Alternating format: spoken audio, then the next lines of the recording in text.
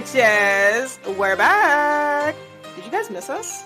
What's up, everybody? We are back with, this is the pre-season 2 episode, but we want to welcome you all to us going to be doing season 2 sometime shortly in the future. So let's go ahead and let's get into all the topics we have to talk about today.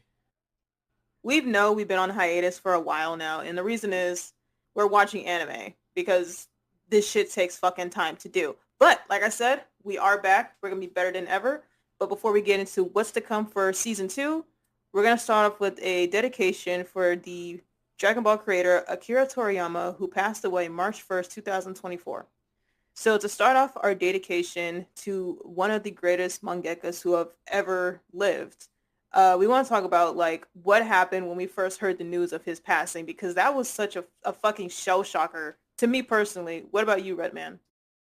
I was actually like I didn't see it coming. I thought we had plenty of time because all the Dragon Ball Super news and this kind of stuff and all that whatever, and the new game coming out this year and all that stuff surrounding it. I'm not familiar with a lot of his older stuff. I've heard of them, never looked into them, but like I understand his huge impact on anime culture as a whole, not just through manga or whatever. His influences probably inspired way too many people, as well as just, even if it's just the one anime, it's super noticeable, super notable, super everything.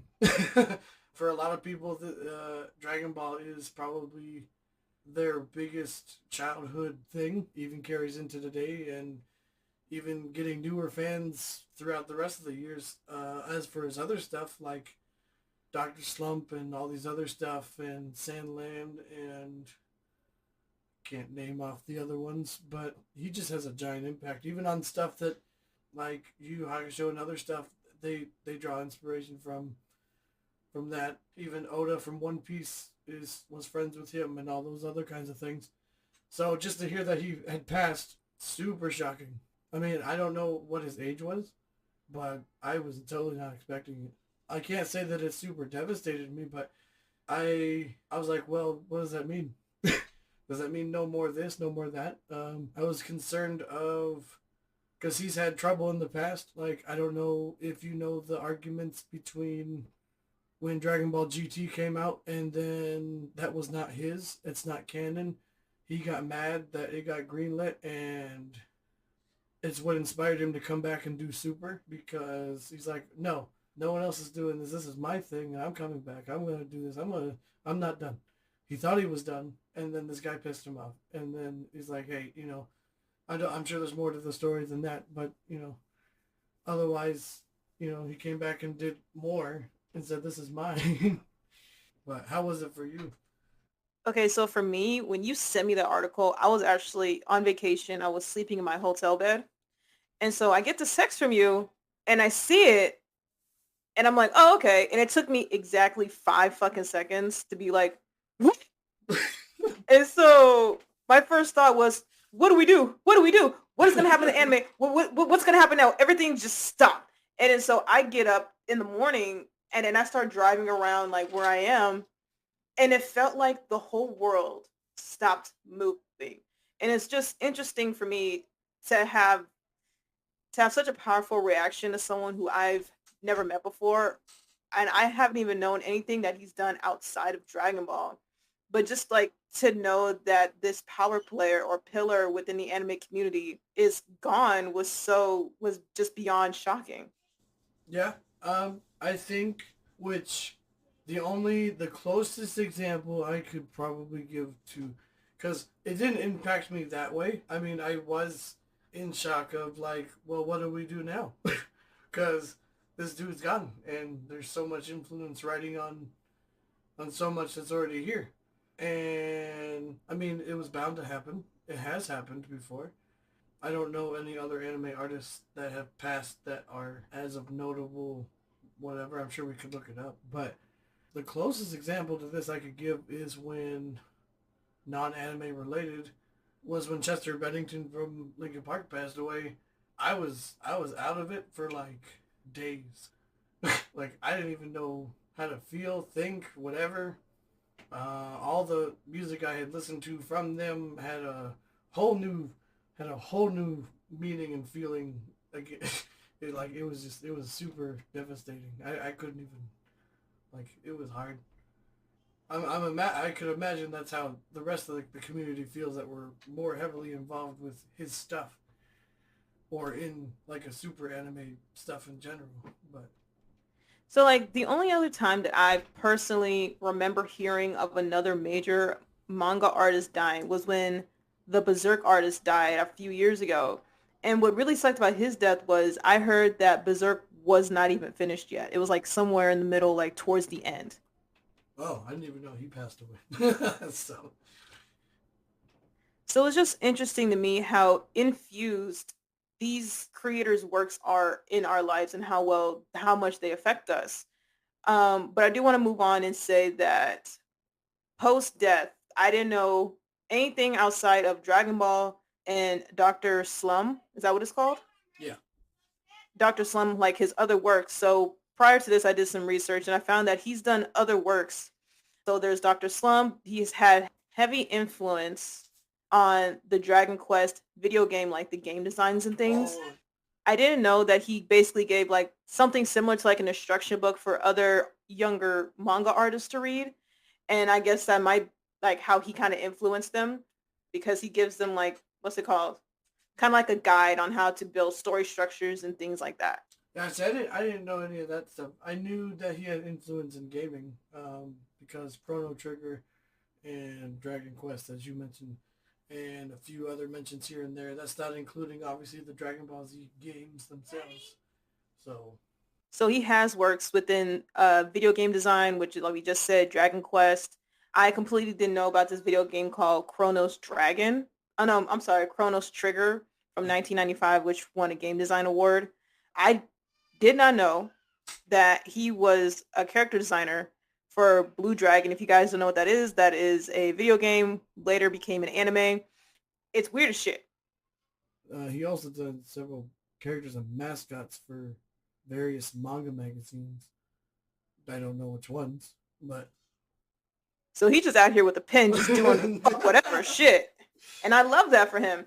I do want to take a second to like kind of mention how he's influenced other mangaka artists. So like to me, when I was a little kid, I immediately noticed the similarities between Goku and Naruto, which is like this knucklehead, highly energetic kid, which is our protagonist going on this adventure. You know, to me, like Goku was kind of like the blueprint for a lot of anime characters that I've come to love. What about you? I mean, so like he has also done, like you said, he's inspired other people. He's also done crossovers. I actually have a crossover of the One Piece and Dragon Ball Z stuff he's done. He's inspired Oda to do stuff. His other influences are more like, oh, I can't like foresay to what they go to, like who actually has the influence on them. But like just watching other animes as a whole, like it feels like I guess it doesn't help. The Dragon Ball was kind of like one of my first animes in general of like sparking whatever, but like seeing the storylines or this or the same kind of tropes put into to other animes, and it's like, oh yeah, well they did this first, or hey, this is my first interaction with this, and then oh they did this before, or that kind of thing. I mean, he could have been inspired by someone else to do the same thing, but this is me coming from I saw it here first, or from him first, or that kind of thing, or the master to student story kind of stuff. That's really a big thing. Him like Master Roshi to Goku and those kinds of things. And they do more of that obviously in the show. And then you go and watch other animes where like Yusuke to Genkai, or like you see a bunch of that stuff, or Naruto to whoever his teacher is at the time.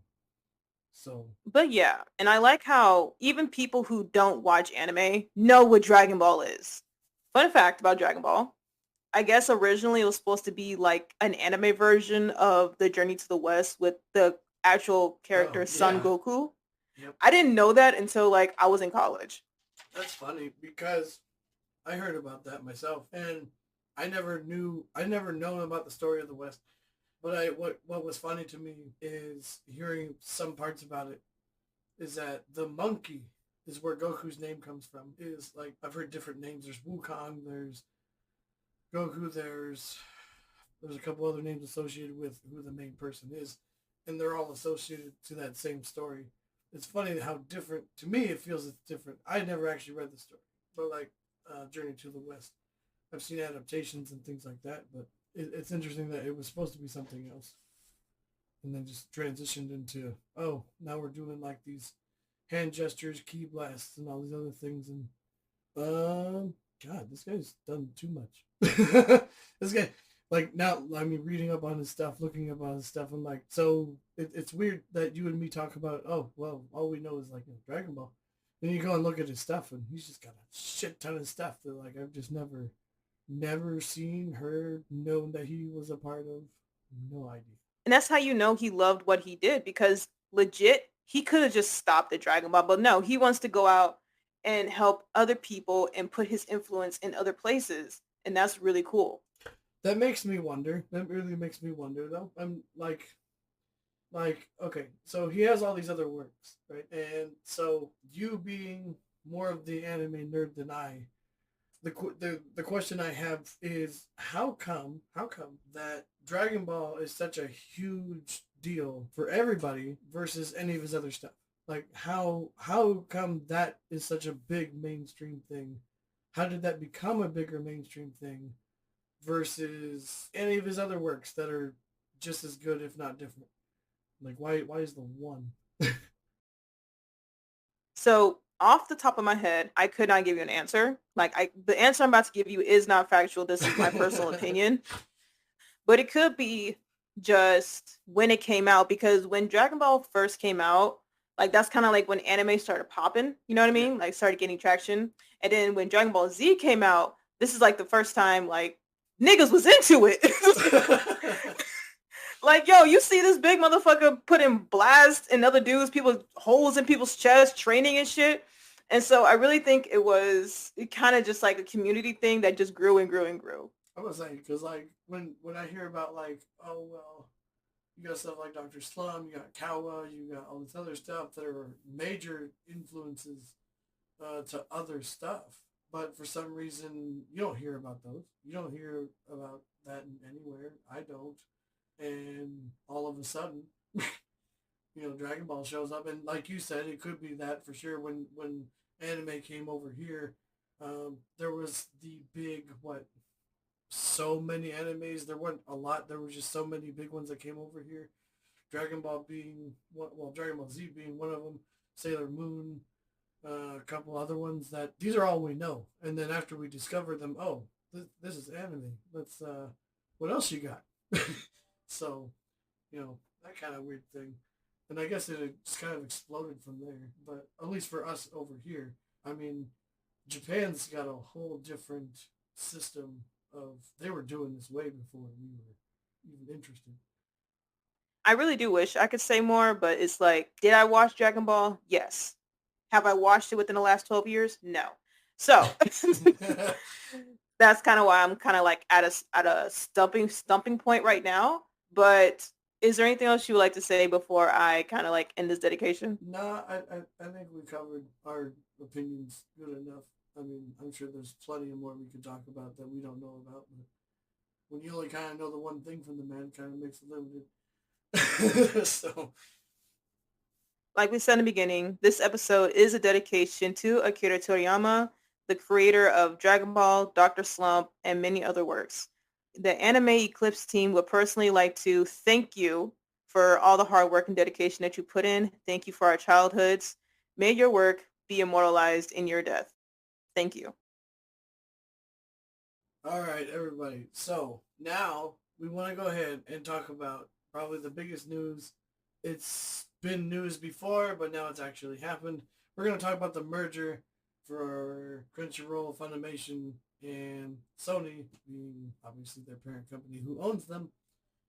So I don't know how much of you guys know anything, but Funimation has been bought up by Crunchyroll, and anyone who had a subscription there is all being moved over to Crunchyroll. And I guess subscription prices are going up. I recently heard that if you own digital copies, supposedly Crunchyroll does not support digital copies for some reason. I don't know how. I don't know how they're getting away with that on legal terms, mind you. Because I thought once you bought something, you own it. I guess they can just take it away from you, and that's a Sony decision, which Sony owns Crunchyroll. I guess didn't know that either. But as far as business decisions go, I guess Funimation wasn't doing so hot at some point, and Crunchyroll made a deal to them. They decided to take it, and I don't know why. I thought, to me personally, I thought Funimation was bigger than Crunchyroll. I could be highly wrong, but I guess a lot of people associate Crunchyroll to anime, versus Funimation's known for dubbed anime. I thought Funimation. I grew up with Funimation, so I thought Funimation was always anime stuff, aside from whatever. But to me, it's a very sad thing. I personally didn't jump on board with Crunchyroll, even if it was a free subscription. I had other means of watching things. I prefer going out of my way to buy it, bring it home, watch it, or buy it digitally. But I guess I won't buy it digitally from them. So that's highly disappointing. Besides that, what's the questions? Besides your opinion, like what do you have any questions that you want me to answer that you may not know? So for me, I had a really hard time understanding like how Sony plays such a huge role in this. So that's what. So I don't know how they play a big role in it, but what's odd to me, and I've been hearing this all over the place. So it's kind of odd to me that I don't know what you know in the business kind of world of things, but like Sony also, so they own Spider Man as a whole. It's one of the few Marvel people that Marvel doesn't have back in their catalog. But Sony owns Marvel. Sony recently has acquired all of the Disney stuff now, like their catalog for DVDs and all this other stuff, to where Disney's no longer doing this package deal thing that they used to have for memberships. They're canceling memberships, and Sony's bought up a portion of Disney stuff, and that's an interesting topic to get into all of its own. And then all of a sudden, I find out that Crunchyroll takes over Funimation. Somehow, Sony's involved with that. Sony's involved with the choices of, if you own Funimation, if you bought digital copy stuff from Funimation, somehow Crunchyroll does not support the digital copies, and Sony backs that up. And I think Sony's just the parent company that owns Crunchyroll. I could be wrong, but that's how they're involved with this. Is that they own them in some capacity, and it turns out Sony's just all over the place now. They also just had a bunch of layoffs in their gaming industry. Their whole VR team is gone. So from London, basically Sony's just been making the rounds around the news, and they seem to be getting their hands in everything. Me personally, I'm not a fan of this merger. Not just because animes that I used to love, which is like Eureka 7, is no longer available unless it's in a physical form. But I don't like the fact that there are price increases with Crunchyroll. So it went from like $10 a month to like 11.99. For anyone who does the yearly subscription, your subscription to Crunchyroll, it went from $55 to $100. And their weak ass way of kind of making up for that is promising in the future that they might get some of those titles back, as well as now making it to where instead of having just a single account, premium members can now have multiple accounts. I it's very very weak, kind of like a cop out to me. I also heard that not all the dubs are coming over, and it's not going to support all the languages for certain animes. And there's like 200 plus animes that are missing from the catalog. That they're kind of, somebody was saying that they might be using that as, oh, we'll just sweep it under the rug and hope that nobody notices. But No, we noticed. Like for me, for me, like the first thing I went looking for after the merger, which happened April 2nd of this year, was this anime called Tenchi Universe. If you don't know what that is, Tenchi Universe is not the first harem, but one of the first harems ever made. And they don't have that one. And I was just like, fuck. So yeah, there are a lot of lost animes, which doesn't make sense to me for something that considers themselves the world's largest anime catalog. I feel like that sentence alone just ruined any chances we had of a sponsorship with them, but fuck it. well, I mean, if we don't support them, I don't want them anyway. But Hey, hey, but hey, hey, hey! I didn't say I didn't support him. Hold on now. I got a subscription. I'm just not happy about my subscription. um, because I mean, I was a huge Funimation person because I'd always see their thing anytime I watched my anime. Oh, Funimation, you should be watching, or the stupid little stuff about it. So most of the animes that I grew up on somehow was attached to them. But that's also because I'm not a sub person. I'm a dub person. So of course that's where that's coming from. There's just a lot of negative stuff going on with the merger, and the only reason Crunchyroll can say what they can say is because name another platform that's not Funimation and that's not Netflix, that's not Hulu, and that's not High Dive. Name another platform that has a shit ton of anime that you can go watch all the ones that you're used to watching and whatever. I can't. I Yeah, honestly can't. that's why they're getting away with saying that, oh, we're the biggest, we're the whatever and so on. And it doesn't help that they bought Funimation, so they took over a well-known name, and believe it or not, I can't pronounce the name. The people who did Soul Eater, the people who did Brotherhood, and Epolex or whoever that studio is, And they're Meeple also Lurks. they are tied to Sony. They are tied to the anime industry of where Crunchyroll is. So that kind of sucks. Because they're pretty good too. So yeah, I did see a video though. I haven't watched it yet. I love the title. I'm gonna send it to you later about Netflix's plan to overthrow Crunchyroll in the anime industry. But I need to watch it. So when I first got the notification, like, hey, this is happening April 2nd, they give you the option of kind of like taking your information or your watch list from Funimation and merging it over to Crunchyroll.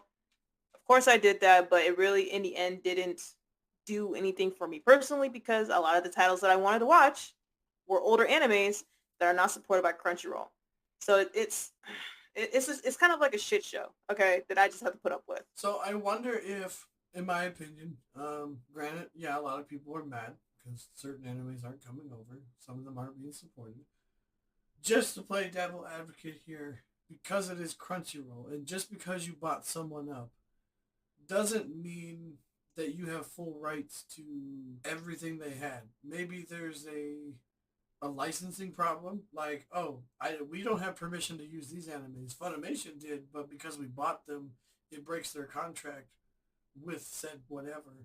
So I'm wondering if that's the whole reason why, like, majorities are getting cut from whatever, or the things you're not getting. I wonder if it has anything to do with that.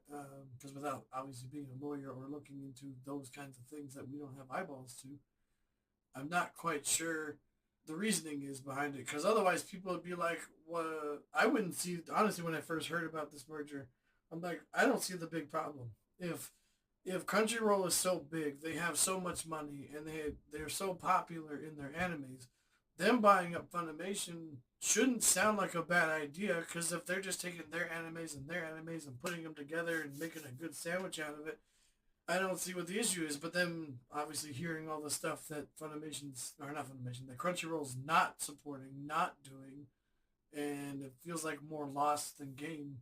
Yeah, now I see where all the anger is coming from. So And you're completely correct. When you purchase a digital copy, you do not own it. Own it.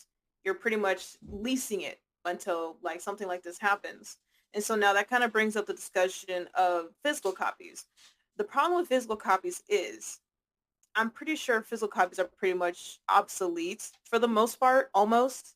And then what you can find, like let's say Full Metal Alchemist, the first movie, someone is going to upsell that for like $80. Like you have to ask yourself, is it really worth it?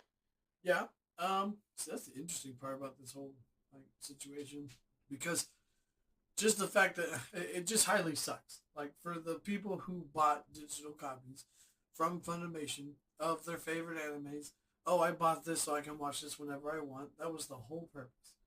And then all of a sudden, they're like, we don't support that. So even though you bought it, we're taking it away from you. It just sounds like you lost your money. Like it doesn't justify a purchase. And now I don't know how the legal system works for that, to be honest. But because you did buy it, you did purchase it, and because you did do that, There was no timestamp given to you. It just was taken away from you.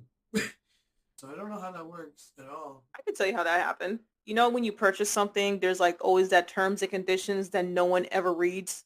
Yeah. That's that. It told you that if something happens, you're losing your shit and your money. Well, I guess the only downside to like physical copies is if you own a physical copy, like I own manga books of One Piece, Death Note, whatever. I'll have those forever. There's nothing you can take away. The only problem I have is if they get damaged. Okay, that's the problem. Now I have to go find a new copy. And if physical copies are now limited due to being in a digital world, there's the what is it, the markup or scalpers upselling prices because they know that the physical copy is limited versus digital stuff. Well, I don't know. I'm kind of mixed on that. Like for example, I already pay for enough subscription stuff as it is. So I won't go out of my way to pay for Crunchyroll or this or whatever. I've had other people show me free ways to read manga. I've had other people show me free ways to watch anime on websites and whatever that I trust to watch stuff on. And I'm like, well, if I can just watch it for free and not have to worry about buying something and losing it, then I'd rather have it for free. Because if you're going to take it away from me, well, if it was free, I can't argue. But then, like, with all these mergers happening, like, what if they do what they did with Anime Kiss and they make it shut down the website? So what are you gonna do now? Well, I mean, we kind of had that issue with like I don't know what websites or whatever, but like when Nintendo or Disney or whatever go, hey, you're touching our stuff. Stop it. We're gonna come after you. Or they go after artists. I hear about that all the time. Oh, these artists are doing this with our stuff. We're making this versions of Peach and Samus and this and that and whatever. You stop it right now. You stop making that stuff. It's like, why? It's because that's our property. It's like, yeah, but I'm making fan art. Yeah, but not in the good way that we want the public to see.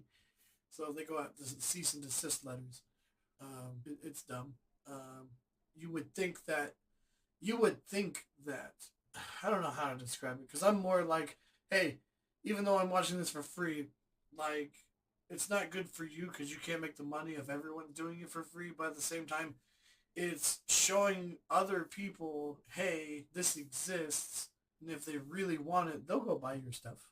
So I just thought of something. So like now for certain things we have to buy a digital copy. For someone like me who doesn't own a digital player of any kind, I pretty much either have to go find a DVD player and figure out how to set that up for like $200-300, or buy a PlayStation 4, which again is run by Sony, and then buy the motherfucking physical copy.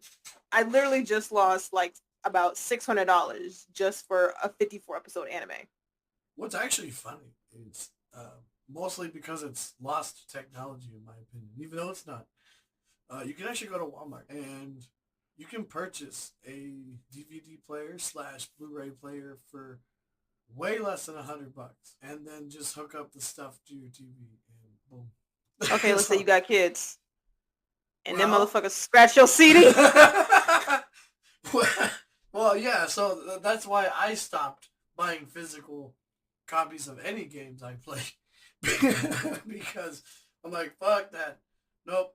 I'm going all digital on this because you can't scratch my games if you know. So, but the downside to that actually now is, for me anyway, because I have a console and I have a PC. If I want to play it on my console, I have to buy it again. So I'm having to buy multiple copies of the same thing to have it on multiple devices. So that's where my problem is. So that's pretty much where I'm at with this. I feel like this merger is doing more harm than good. Actually, while we're on the topic of Crunchyroll, does it feel like the anime community has gotten kind of stale over the last 6 months? Like, since Demon Slayer is pretty much over, My Hero is almost over, Fullmetal Alchemist finished. Like, does it feel like we're at a stalemate now? If you're asking the question of does it feel like we ran out of ideas, like that's the same problem that comic books have, movies are having, video games are having. No, to me that's not the case. I feel like what's going on here, especially since I'm new to this whole thing, So I get the experience of, oh, look at all this old stuff. Hey, look at all this new stuff coming up.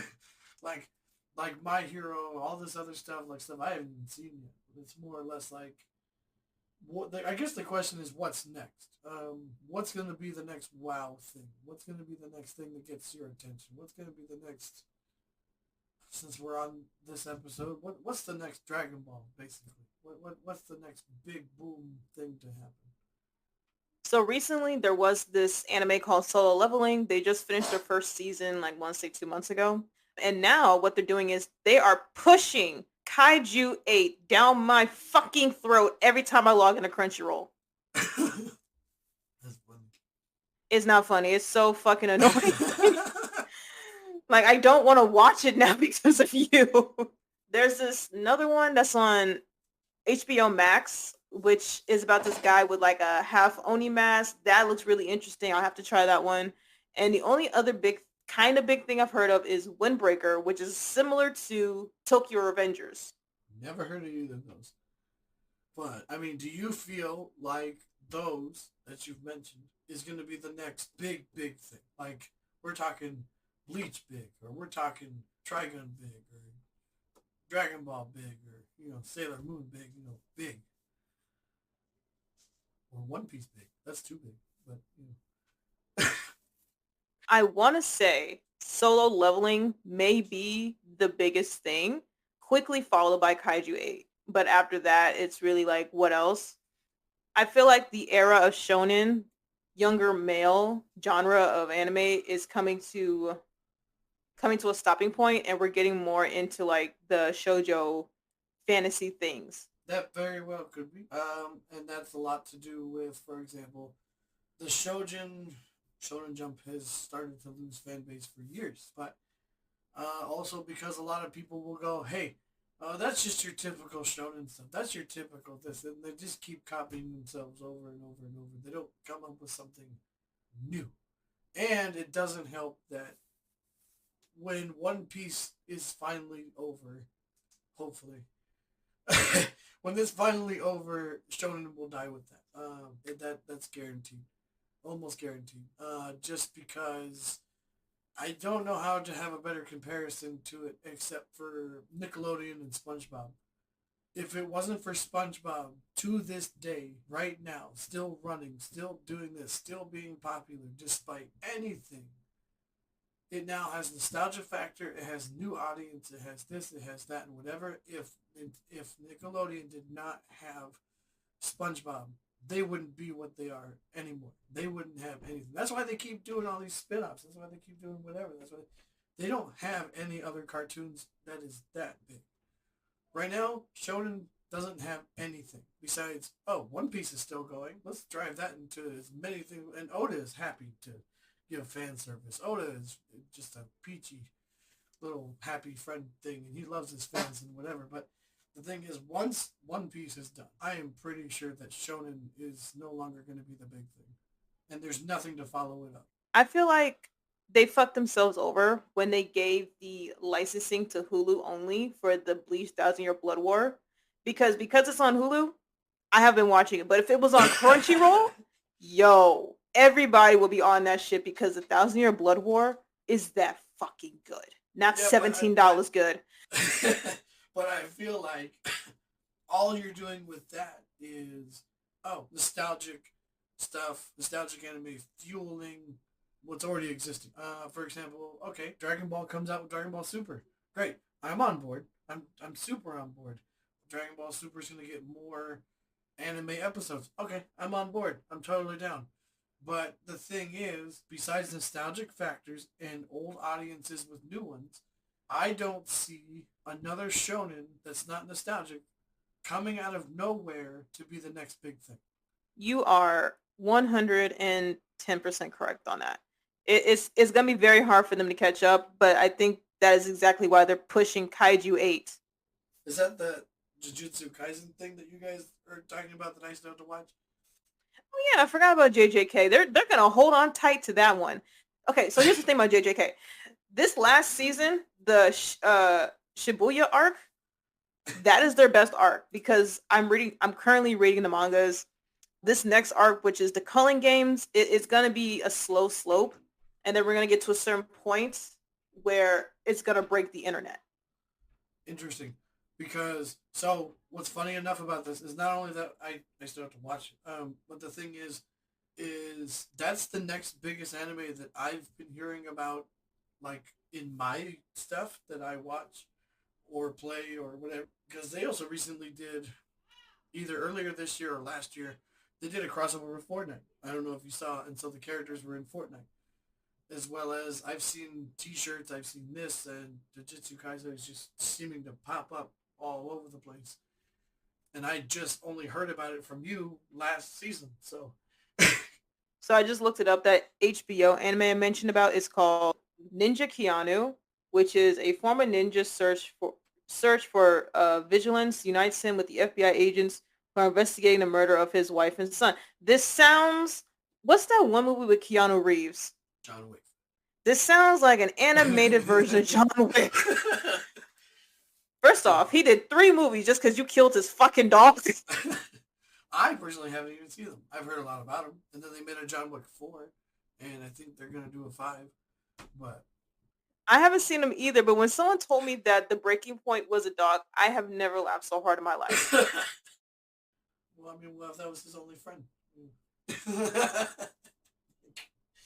that's all he's got. I mean, I'm knowing watching anime now. It doesn't like the stuff that the characters do things over never really surprised me too much anymore.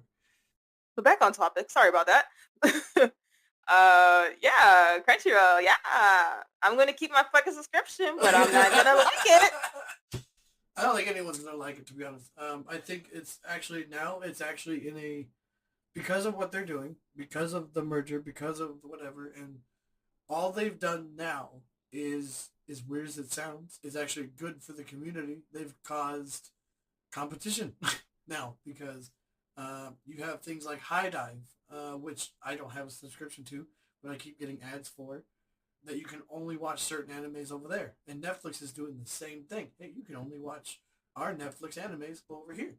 And then you got Crunchyroll just having anime. And then you have, I don't think Hulu's doing it yet, but with 3 companies now going, hey, you can't watch this because we own it. Now it's competition. Now it's going to tear the community apart because, hey, I can't watch this unless I buy you. But at the same time, it's more or less like, well, Crunchyroll's not the only one here anymore. They've now caused what they've caused. So, So I got beef with Netflix because why the fuck are you almost $30, but you don't have all of Fairy Tale on there? Like, make it make sense. see, I've had a problem with that even with their One Piece stuff. They don't have all the One Piece stuff on there either. But The only reason why I'm still holding on to my mom's Netflix account is for the Seven Deadly Sins. That is it. That is all. oh my god, we gotta talk about that.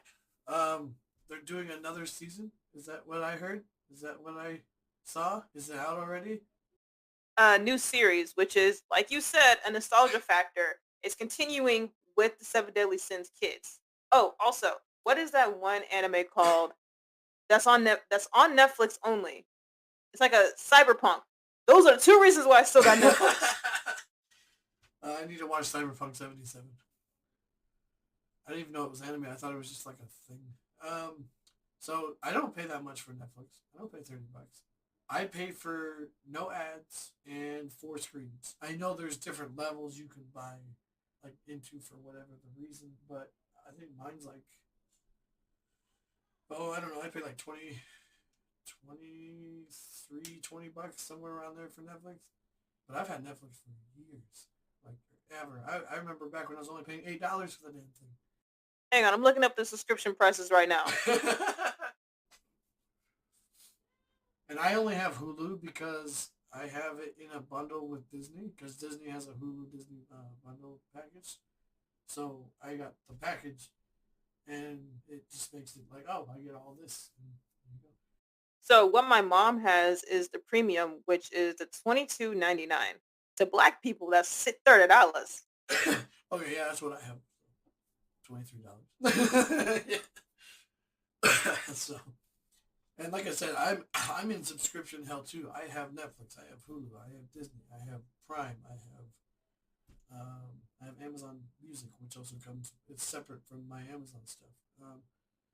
So me buying into Crunchyroll. Oh no, I have that too. I have Crunchyroll, but I have it through Prime. That's dumb. Buying subscriptions through subscriptions. I also have HBO. I also have whatever, and it's just because. And I hate it so much. It's just because. Oh, we have your shows. You have to come get us. Like I even have the Nickelodeon subscription thing, just so my kids can watch SpongeBob and other Nickelodeon things. But like, it's really retarded that it's a subscription hell. It makes me so mad that Disney has licensing to like some animes, like Heavenly Delusions, which is a mature rated anime. I'm like, what are you doing? You don't even go here. Why are you here, Disney? I didn't even know they had animes to be honest. So I thought they were mostly Star Wars, Marvel, cartoons, 3D animation. So I had no idea they had even done any anime owning whatsoever.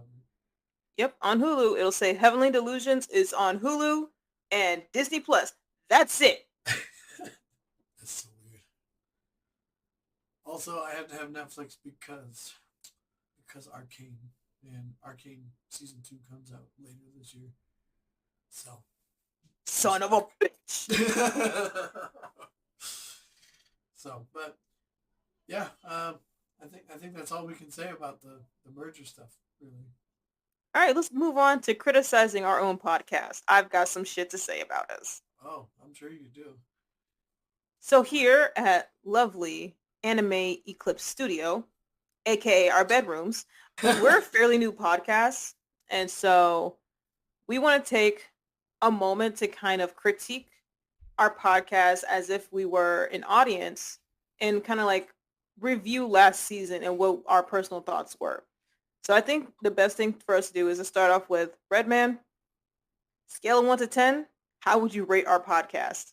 Okay, so um, uh, I don't know. I mean, I wouldn't put it up there yet. So I'm gonna reach for like maybe a 5, maybe a 6, but that's for my personal enjoyability of it. Like not being going, oh, because I'm in it, I like it. No, no, no, no. That is far from. I don't even like the sound of my own voice. So if anything, that's an off-putting situation. But so I think, I mean, we're already going to talk about it, but I think there's probably things we could do better and stuff. Of course, I've said this even from the beginning, talking with you just on a personal level, that a lot of this to me is just going to come with time and experience and trial error, those kinds of things. I don't know. I can't personally say, oh, we should work on this more, or that better, just because I don't get nitpicky with things. Like I'll take the feedback if I hear it. I personally haven't like sought out feedback, but I do. If I do get any, then it's like, okay, well, this person's saying this, that person's saying that, and this is what we'll work on or try to, and that kind of thing. So Redman is a better man than me because I personally give our podcast a 4. In my eyes, we fucking suck. And that's only because we're new. Initially, the biggest thing for me was the quality of our podcast. If you guys go back to episode 1, it was absolute garbage. And then towards the end, of course, we did take criticism that we got from our audience, from our friends, and we did get better. But the real reason I'm giving it a 4, aside from the quality, is for me personally, I feel like some episodes we didn't maintain the interest like we should. And for this next season, I think we're gonna work harder on that. If you're talking about like energy levels to interest level, if you're talking about, because if you're talking about things where or I like when we get into like the favorite episodes and the critiques about certain things, I can definitely talk about it then. But like as far as in the general sense, energy levels to interest levels of the animes we're talking about, is that what we're trying to hit? Yeah, energy levels. So like some episodes, you and I, we're both fucking amped to be there. But then there are some episodes where it's like we just clocked in after pulling a double shift and like you can tell. Oh So that's what I yeah, mean by buddy. like interest levels. Like right now I think this is a good episode because we're both wide awake, we're energetic, we're both laughing, we're not as stiff because we're used to it. Oh yes. I mean, I also have, just fuck it. I guess we're just gonna get right into it.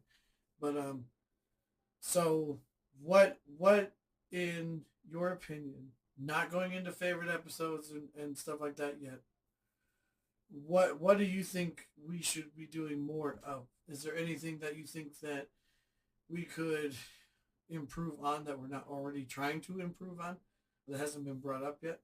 Is there anything besides energy levels? Obviously, you're already touching on that. Is there anything that we're not already doing with the podcast that we could do or improve on that you feel? I personally can't come up with one that I don't already think that we're doing. Besides maybe the surprise thing that we're gonna tell these guys here shortly. I think being more human is something that you and I both need to work on because prior to us hitting record, me and you were talking, we're laughing like bros. And then we hit the record button and it kind of like turns into like this interview process within ourselves. So I totally agree. And that's so I wonder if I highly wonder if because to me, this is just me. This is something that I attempted to want to try and do because you hit the nail on the head already. But the thing is, when we did the Helsing episode, when we did that one in particular, as much as I really enjoyed the anime itself, that one that one has so much critical feedback. It's almost not even funny, but it is funny to me because what makes it so critical is, as the things you already said, is the energy levels. For some reason, when I was doing it, I felt like, yeah, I'm here, I'm doing it, I'm cool. But at the same time, looking back on it, it's like, oh, I just rolled out of bed. I just did. I just rolled out of bed and said, let's do this thing. And then on top of that, like it was a different kind of format. The thing that I wanna do, like the bro thing you're talking about, where here's the record button. Now we sound like we're monotone. Now we sound like we're doing an interview kind of thing, kind of weird situation. No, I for the next season, what I want to do, what I really want to do is, if you just look at how Joe Rogan's experience is. I don't know if you watched his in particular, but if you go and watch his, I like how that is. I just go, just talk, just go, just talk. And even though you say it's banter, it's this, it's that, they're literally just having a conversation. They're A question gets brought up, and we it just goes. It goes on to questions and stuff like that. But and then they banter and whatever. But like, it's just conversation. I think we should focus more on I do like the structure system we have. Like, oh, here's the talking points. That's fine. That's our thing. Like, we have the talking points, and that's perfectly fine. But I think that we need to organically come up with talking points. I don't like. I'm totally fine with the structure system we have because that's our thing. That's Anime Eclipse thing. That's something we designed for us to work with to record, and we do our thing in a segmented process to do editing, and that's fine. But like if we were to do it as raw as conversation goes, I don't know how much easier or better that makes your editing. It might make it worse because you have to sit there through the whole conversation instead of the segmented parts we have. But I do feel like critically that we didn't succeed in the Helsing episode like I was hoping we would have because of the fact that there were too many factors involved. Waking up, just rolling out of bed, just doing it. A lot of people said that they felt like it didn't make sense on some parts we were talking about. They said that like some of it feels scattered as far as like talking points, and like, yeah, we bring them up, but it's like they can't focus on. I don't know. It's just because we tried something different, and I feel like because we tried something different, and we weren't ready for it, and it was just so many other things. It didn't go the way I had thought it was gonna go. Not saying our talking points were bad or that our opinions were bad, but like you said, the energy levels, the factors of like we sound like this instead of that. But I think we should be more organically conversative with these podcasts more. I don't know if that makes any sense to you. No, it does. It does. I feel like definitely we need to keep the structure or outlines that we do prior to the podcast, just we have a direction of where we're going. But as far as like organically keeping a conversation, I feel like later episodes, literally right after that episode, we got better at it. Like especially with episode 8, which was the Seven Deadly Sin episode. I feel like we did have a genuine organic conversation. So, I mean, I guess we're just gonna kind of merge this stuff together since we are trying to talk about this in a more organic way. Um, the interesting thing is, like, for example, my probably I can't say it's my personal favorite episode of ours, but the episode that gets looked at a lot as, hey, you guys did a really good job here, is the skate episode. I feel like there's not only is the energy there, but somehow we were able to take our structure and make it just go. I don't know what we did right exactly because it was still early in our thing and it was before the health thing, but like something about skate and how we talked about, I don't know, it just worked with the audience. It worked. A lot of people liked that one. A lot of people enjoyed that one. Say, hey, that's a good thing. Just keep going. Just keep doing whatever that they even said. Whatever you guys are doing there, just keep doing that. So, my personal favorite one though is the vending machine thing with that. The vending machine episode for me. I don't know. I just liked how it went. The recording went nice. It went smooth. It was pretty easy. The talking points were nice, and just think it overall went well. I think the biggest difference with the skate thing is was that we were watching it together, you and I. And so when we finally got a chance to kind of like talk about it together, it was like we got to bond over and we got to talk about it. And that's pretty much I think why that energy was there. It could also be like external factors such as didn't we like record that one like at nighttime or some shit? Yeah. Actually, for the most part, we recorded night, aside from sometimes late afternoon. But yeah, for the most part, we normally record at night. I don't know that night is a factor just because we're both night people. Yeah, pretty much that. Like we're both night people. We get most of our energy at night versus like those mid afternoons where we're just rolling out of bed and we just probably got off fucking work 5 hours prior. Yeah. So, I mean, as much as like, I can't say that we're gonna go. Oh, let's go remaster some of our shit. No, let's not. I could say that instead of doing that, maybe we just do a part two, and it just turns out better than the first one did. Revisiting some topics or whatever. I could see us doing that. I do like the idea that maybe that played a big part in it, watching it together situation. My only concern with that is how much do you want to suffer? Because you said you didn't want to watch Last Avatar all over again.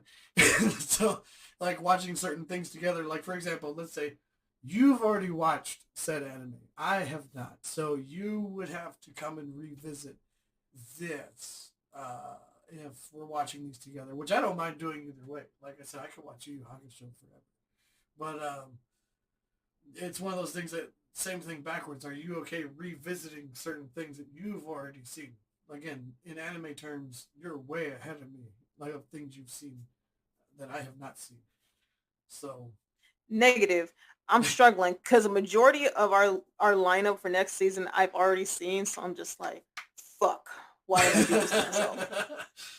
but see that and then with what you said, the dynamic of we watched it together and this and whatever, kind of takes away that. Well, that's now an element that's not going to be there because I watched it on my own and you watched it when you did and so on, and whatever. Not saying that the talking points won't help, but it's just more or less that like one of I don't know if that's a factor that heavily plays into yours and my dynamic personally.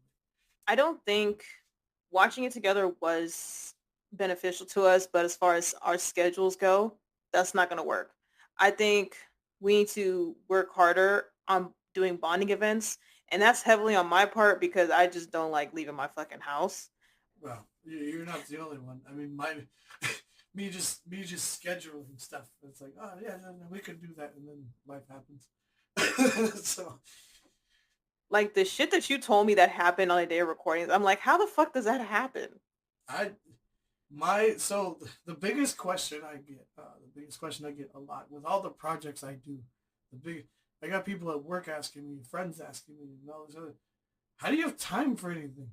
How do you have time to do all this stuff? It's like, I have 3 kids. You got a wife at home. You go to work. You do all this other stuff. It's like, yeah. And then when I'm not, this is what I'm doing.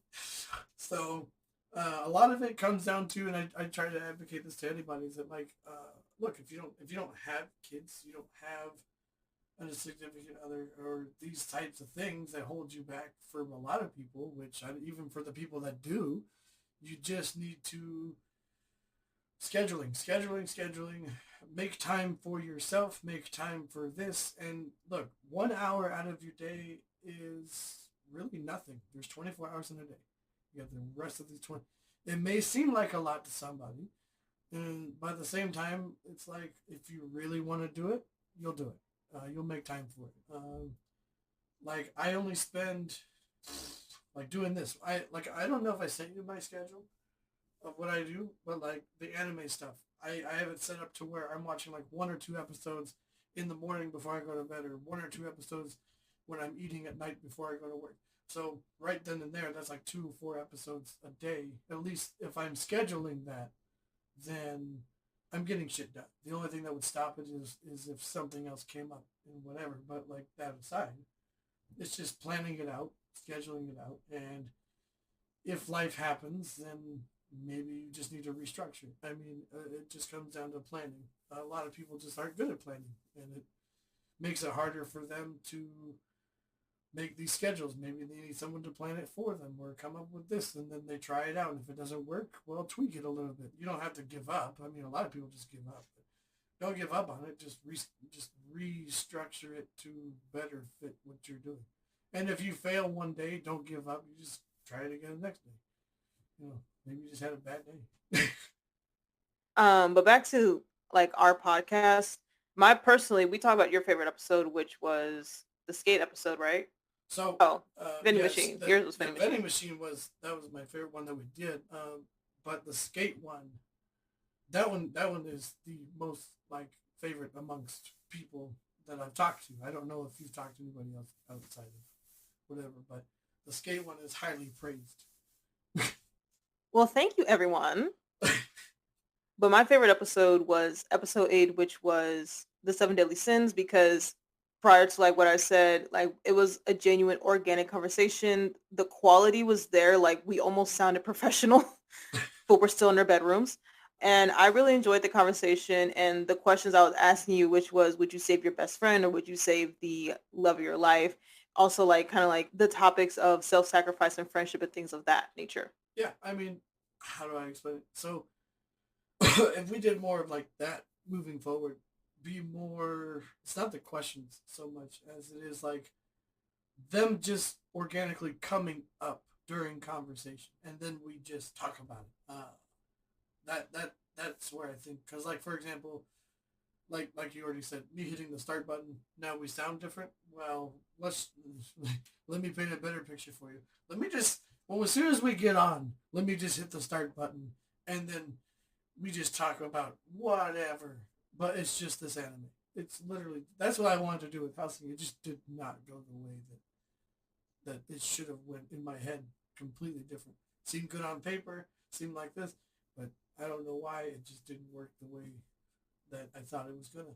So I don't think it was a bad idea. I think that since that it was our first time, it was like trying to climb a ladder without any of the steps to it. But now that we've done it for the first time, I think for the next special that we do it again. And we should probably just have like a better structure. And with these critiques, we can improve on it. I say we do it again. so yeah, totally. But I don't know if I just want to do it on the special. So I think I want to try and push forward for. Oh, let's just do it all the time. But the thing is, like, for example, I think the thing that holds us back the most is not hold us back. That's the wrong word. Because we have a structure and a talking point. I think what's better for us is that we know what those are prior to coming in, and if we just have like a piece of paper in front of us that just shows us this, if we could, I think the best way to have it organically, just as we're having conversation about the anime itself, if in front of us we just have the talking points that we structure out for our episodes, if we segue those into our conversation organically rather than just going, oh, what do we talk about next? No, we just we just go into the next thing. Just almost like it's a regular conversation, like, oh, I'm just gonna ask this now and see what it stirs the pot in, that kind of thing. I think that would better help us in that motion. No, I think you're right. We should totally try that, but that's kind of hard because I'm not gonna lie, dude, you ramble a lot. So I'm I always trying do. to. I mean, I legit try to find like those little spaces in your statements. Be like, hey, let's talk about this. Stop where you're at. Well, yeah, no, I do ramble. I also do, like, as of right now. I bet you right now, you could take this part of the recording. You could take this part of the recording, and look how many times I have said the same thing a different way. I almost guarantee it. And you're gonna be like, we don't need all that. I'm just gonna cut. Like I almost guarantee you that's what happens. But like, it's more or less like right now we're having an organic conversation about this. But I feel like if we just kept it as raw as this, and just segmented, not segmented, if we segued into these questions that you want to go, for example, let's take Death Note for example. Because that one, I feel like we could have done better, not just in the audio quality. I think maybe, yeah, it was our first time, but I think revisiting it will be fun. We'll just start off, we'll just start talking, and instead of like pausing and going, okay, we'll hit record, then we'll talk about this. No, no, no, no, no. Let's just talk about it as though we were just talking to each other, and then be like, well, what do you think about this guy? What do you think about this event? What do you think about that? Just questions, and then you're gonna say your opinion, and then I'm going to do, have my reverse opinion and whatever. But we're just gonna have a conversation. It's not gonna be like, oh, it's a topic that like we feel like we have to address. It's just something that we're gonna segue into, so it's more organic. But can we please keep the segments just for editing purposes? Oh yeah, no, we're gonna keep those. That's our thing. I already said that's like our thing now. Like I don't know who else does it. It's an anime eclipse thing, for sure. And I've talked to people who I've suggested, hey, if you want to come, do our thing with us or whatever. They've asked questions like, how do you guys do this? How do you guys like set it up? And I tell them it's like, well, we come up with topics, we line them up, we bring our ideas to the table, and boom, there it is. But moving forward, I'm totally down to be more openly, organically recording because that's kind of where I want to go with our thing. I'm down for still doing the segments we do, if you want. That's for easier recording, editing purposes. But as far as where I want to move forward for goals and taking this, is definitely more, as you already put it, as though we were like bros talking about whatever. So it's funny that you kind of mentioned goals. So like, what is like a short-term goal and like a long-term goal that you have for anime clips? Jesus. So the short term goal is overall improving. I don't know if it really it adheres to the audience, but more for us. Me just staying on task watching anime because I have the hardest time, like, you're so far ahead of me. It's not funny. Like, you just, oh, I'm watching this. You're showing me. It's like, oh, I'm gonna start this now. It's like, I'm still over here. Like, I'm still, like, I'm just not. It's not that I'm not into the anime. It's not that I'm not into what we're doing. It's just like, how are you so far ahead of me? Like, I could be like, for example, let's say I took a day to dedicate to just, Mondays. I'm just gonna be like, oh, I'm gonna watch this show all fucking day long. I still feel like that you would outpace me. I still feel like you would. So I think for short term goals for me to better ourselves is I just gotta more anime stuff, more anime stuff, more anime stuff. But if you want long term goals, maybe finding somebody to help us. If you're listening, the ad's out there. Helping us just promote our stuff more, like getting it out there, just kind of whatever. Because I feel like we have the content. We just, even though if it sucks or not, I just feel like it just needs to be seen by more people. And we were doing that. I was kind of doing that on the Instagram at the early stuff of it, and then it kind of slowed down, and I was just doing other stuff, and I totally forgot to keep up with it. but it's just more or less, we just need somebody who just wants to promote our stuff and be like, hey, here's this, here's that, whatever. And then I can give them whatever they need. If they want art stuff, if they want the audio stuff, if they want this, or the little stuff I put on Instagram for them to promote, or posters or whatever. No big deal. I can do that. As long as my main big goal is to just push our podcast further to the audience level, grow it bigger somehow, find somebody who wants to help. So So I have like two short-term goals for us. The first short-term goal that I have for us is by this time next year, what's today's date? May 4th. May the 4th be with y'all. Uh, May 4th, 2025, I want us to at least have 120 subscribers, and that'll lead to us being able to kind of like apply for sponsors. And another goal I have is getting a deodorant sponsorship deodorant sponsorship. because I feel like anime people don't wear deodorant, and I need y'all to wear that.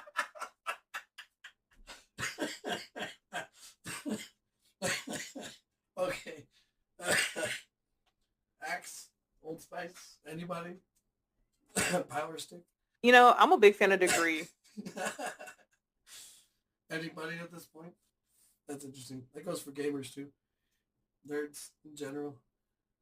Everybody going to conventions not smelling nice and their costumes masking everything. I'm trying to think. So, 120 subscribers. I think with the promoting stuff, I think definitely that would push. That would push it.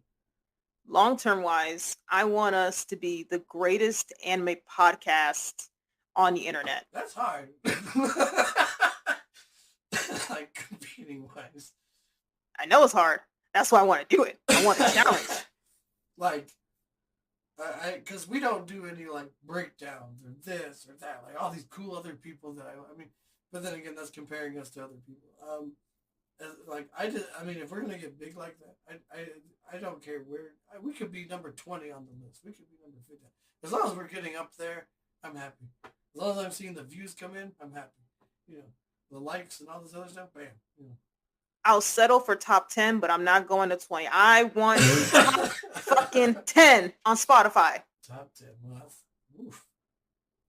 That's an order. That was an order. I forgot to ask you what your least favorite episode was. Oh, I mean, I think I think it was pretty obvious. Like I didn't even have to say it indirect, like as a direct thing, but the Helsing one is probably the worst one we've done. As much as I really wish it wasn't. I'm glad that it just turned out to be the special and not a part of the actual series of episodes we do. I can just be like, oh, just skip the special, just watch the rest. But like, if you're talking about episodes and not special, I think maybe there was Death Note. Shit, there was Death Note, and there was I forget the order we did these in. I don't know. I think they all did pretty good. Because I think Death Note's the only one that I would have to say would be besides the Helsing one. I don't know. Death Note. But... Okay, like the way I just gagged right now, because you just hurt my feelings. Do you know how many hours of research I did for that fucking episode? I know more about Bram Stoker than Bram Stoker knows about Bram Stoker. Again, it's not against the topics. It's not against the anime. It's not against our opinions. It's just like you go into that episode. It's one of those things like compared to the rest of them that we could show anybody. It's just going to be one of those things like what happened here. Like so it's not against any of the stuff because my opinions were my opinions and so were yours, and so the anime was amazing. I'm still haunted to this day about episode 8 in that whole thing I watched. I can't believe they threw it in there. There's just all kinds of stupid things about it, but the thing is, even with all the great things I could say about it, it's just how the episode turned out.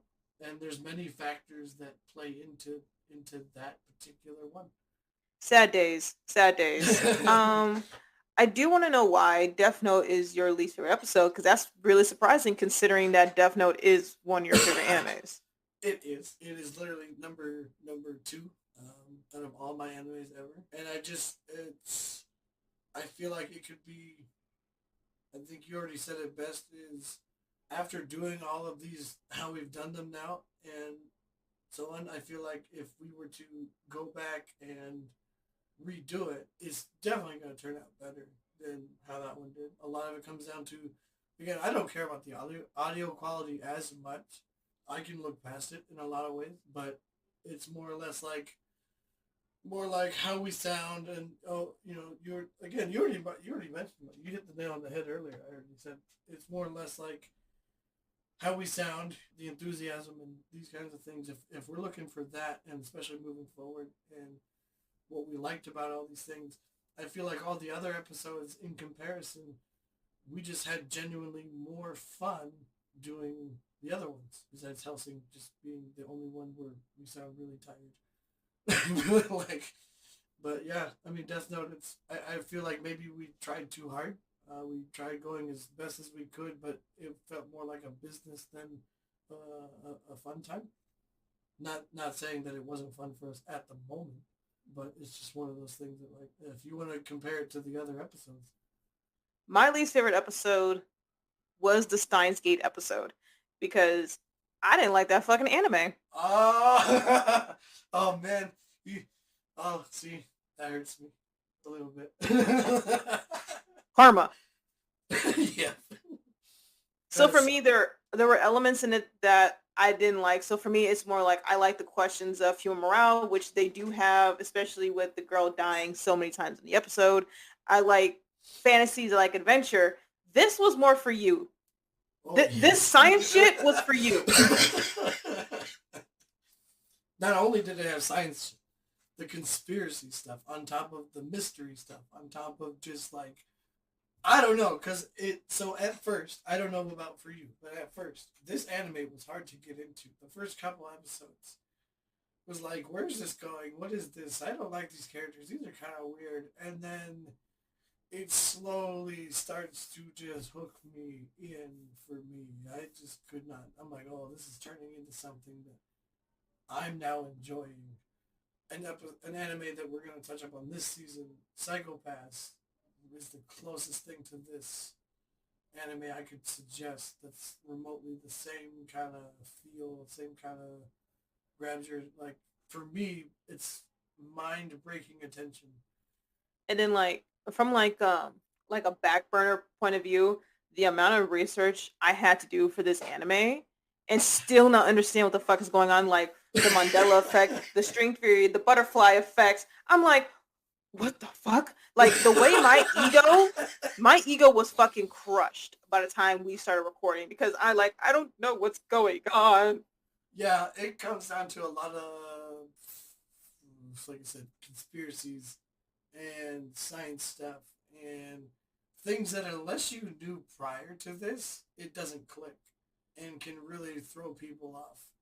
I was talking to my other friend about this anime. I'm like, hey, have you seen Steins Gate? And he's like, I tried to get into that and I just couldn't. And which was surprising because his favorite anime of all time is Psychopaths. And I'm like, but this is totally up your alley. And he's like, yeah, I know it's up my thing, but for some reason, the characters. He's like, the characters are just throwing me off. They're not good. Like, just really puts him off. And I agree. Like I said, the first couple episodes made this hard to get into. I don't know if you have this rule or not. I've heard some other anime people having this kind of thing. They'll watch an anime for 3, 5 episodes, and if they don't like it, they don't continue. They call it like the 3 or 5 episode rule or something like that. And then I don't do that, but I mean, That's typically what I tell people when I say or I recommend an anime to them. Like, hey, give it 3 episodes. If you don't like it, you're free to quit. Because it's unfair to ask them to watch a 25 episode series. Like, just give it 25 episodes of your life. No. for example, I don't know how to describe this. When like for Yu Yu Hakusho, I think I said it even in the episode. The first season, the first half of the first season, like I should have walked away. I should have walked to it. I did not. I was not enjoying it whatsoever. But I because I was already invested. I'm like, I might as well just keep going. And then my investment paid off. And now the rest of it, I fucking love. It's just that first half. I tell people all the time, you can skip this, just go here, and then you'll like it. you know. But at the same time, if you don't know about that first half of it, there's going to be story elements later that you won't understand. But I kind of feel like that with certain animes, like the Fate series. Have you heard of it? I've heard of it, haven't gotten into it yet. So Maybe season 3 will watch it, but I it's such a huge topic. Okay, so Fate Zero is very dialogue driven. And so when I tell people like, hey, if you don't like it by the third episode, just drop it and go straight to unlimited blade work. You're gonna be confused as a motherfucker, but you'll like it. I'm wondering, like, so for animes like Death Note, because that's like very, very, very dialogue driven. You have to know, you have to stick around for that. But what I've noticed with Death Note, and I don't know if this is something you picked up on, mostly the anime, because when you're reading it, there's nothing there. But like the music, when they're talking, as soon as that same tone starts to play and kick in, you're like, oh shit, he's doing that talking dialogue, and that music kicked in. Oh, something's gonna happen. It's like they do that very well in Death Note. Like like everything they say is like you're on the edge of your seat. So let's talk about that. With the comparison between Death Note and Steins Gate, with Steins Gate, it's kind of like a mystery. Like you understand that someone is supposed to die, but we don't understand like the overall concept of what's happening. But with Death Note, we understand that okay, this young boy from Japan in high school has the ability to kill people just by writing a notebook. That's interesting. And on top of that, there's this Shikigami with a very interesting character design. So it's like there are things in Death Note that'll keep you going bit more versus Steins Gate. Yeah, I mean the thing with Steins Gate is you kind of have to stick around for it to hit you or keep you, and the characters do a very terrible job of that. Because like the best thing about Steins Gate, I can example, and we also mentioned this in the episode, is when he mentions the girl with the red hair, or it was told to him, and this person works for this, and she's the bad guy, and so on. And when they're the only clue you have is the red haired lady. So when you get that information, you're thinking it's this person, and then it doesn't click to you until that event even happens that oh shit, this other person is also a redhead, but it's orange hair. It's real redhead versus that other redhead that we see because it's actually redhead. So they throw you off with all these word plays and things like that until the moment happens, and man, you get mind fucked. But like it's a whole thing. But I'm down for that kind of stuff. I would say we have said everything we need to say about season 1. So, Redman, what do you say about season 2? What's to expect? What can they expect? Oh boy! All right, so yeah, so we're gonna have a new intro, a new outro, completely. I did it within like a week. No spoilers. The only spoiler I want to give out is we're gonna be touching on Avatar: The Last Airbender. It's the only spoiler I'm gonna give here. That will be our special. So all the other episodes, all the other animes, you'll know what they are when we put them out. As for special guests, I know for sure we're gonna have one, for sure. One of them isn't happening. We did have another one. I still need to find out what's going on with that in particular. And the biggest surprise we're gonna have most of all is we're not gonna be in our bedrooms, and for season 2, we actually are gonna be trying to work in a studio and doing recordings there, and then hopefully getting a more professional thing out to you guys. So We're still working on games. I'm still trying shit out with that. But we will have icebreakers, new music. We're gonna have guests. We're gonna be in the new fucking studio. We're getting somewhere, guys. I'm totally excited for this studio thing. That's gonna be exciting. That's gonna be something to roll out of bed and wake up to. So yeah, guests and stuff like that. That's something that we could definitely work more on. Also, that we didn't talk about. Coming up with more signature stuff to do while we're having our conversations. Like have a thing that reoccurs in every episode. Is there anything else you would like to tell these lovely people before I close us out? Yeah, season 2. Be ready. Like we said, this episode was a pre-show to season 2. This was also a dedication to Akira Toriyama. But at the same time, we also want to say thank you to everyone who has supported us since season 1, our friends, our family, our focus group. Thank you guys so much for taking the time to listen to us. And we can't wait to see you all for season 2. Have a good night.